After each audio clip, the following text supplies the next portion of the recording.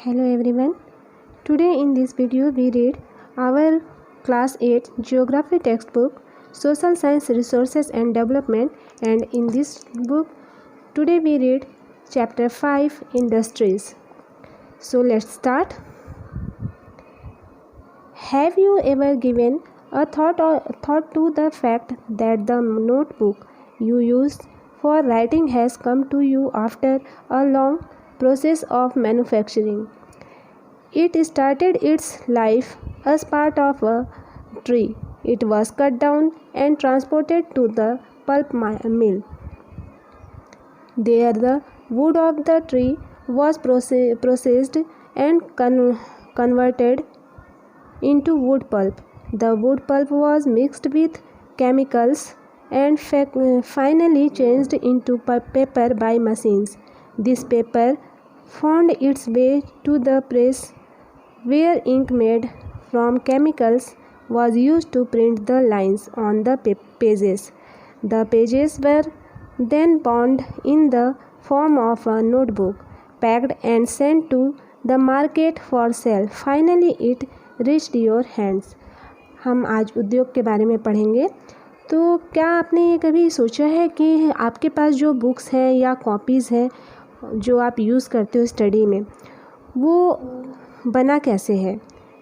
तो वो जो बुक्स या कॉपी जो भी आप स्टडी में यूज़ करते हैं, वो उसके जो बनने की प्रक्रिया है वो बहुत लंबी होती है, और लंबी प्रक्रिया के बाद आपके पास वो इस्तेमाल के लिए पहुंचती है।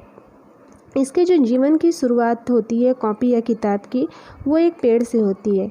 सबसे पहले पेड़ को काटा जाता है और फिर जो रॉ मटेरियल है वो मिल तक लेके जाया जाता है, जहाँ पेड़ों की जो लकड़ी है उसको संसाधित कर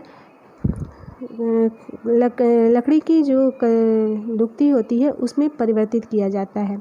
जो कास्ट की लुगदी है, वुड पल्प है, वो उसको रासायनिक द्रव्य के साथ मिलाया जाता है और अंत में मशीनों के द्वारा कागज़ के रूप में परिवर्तित किया जाता है।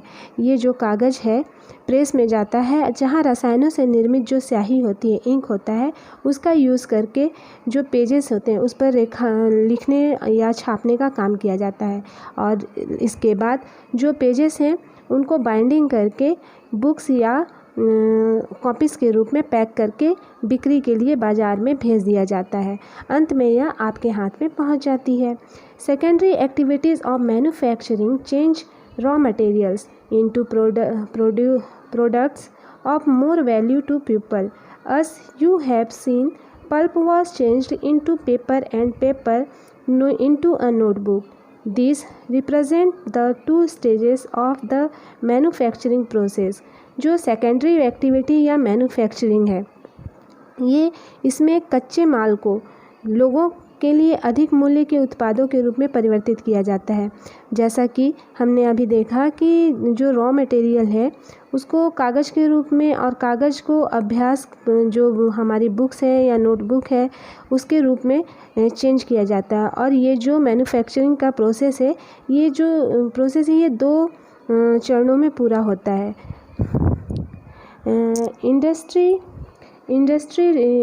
refer to an economic activity that is concerned with production of goods, extraction of minerals, or the provision of services. Thus, we have iron and steel industry, production of goods, coal mining industry, extraction of coal, and tourism industry, service provider.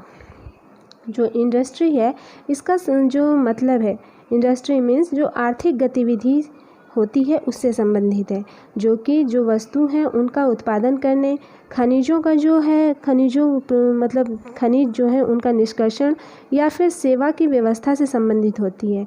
इस प्रकार जो लोहा उद्योग है, लोहा या इस्पात का उद्योग है, वहाँ वस्तुओं को बनाने का काम इंडस्ट्री में होता है।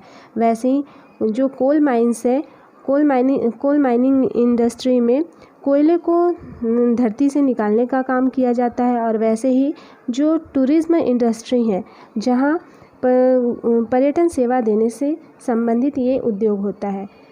आज हमने ये इस वीडियो में इंडस्ट्रीज़ क्या है और हाँ इंडस्ट्री में जो सामान वगैरह है वो कैसे आते हैं, कैसे बनते हैं, उसके बारे में हमने पढ़ा। कल की वीडियो में हम क्लासिफिकेशन